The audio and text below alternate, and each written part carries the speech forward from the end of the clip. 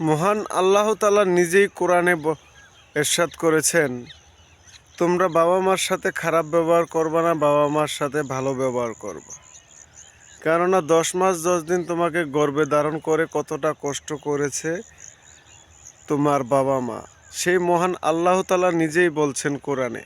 আর তুমি তো তোমাকে আল্লাহর তৈরি করা তুমি একটি মানুষ। ভাই, তুমি আল্লাহর কথা মানতেছ না, তোমার বন্ধু বান্ধবের কথা মানতেছ। মনে রেখো, মাটির দেহ মাটি হবে, মাঝখানে তোমার কথাগুলো রয়ে যাবে। সেই শাস্তির জন্য তৈরি থেকো যদি কোনো খারাপ কাজ করে থাকো। আর যদি ভালো কিছু করো, ওই মহান আল্লাহ তাআলা জান্নাত তৈরি করে রেখেছেন, যেখানে সারা জীবন থাকবে। ওখানে কোনো মৃত্যু নেই। সারা জীবন বেঁচে থাকো, আনন্দ ফুর্তি করো।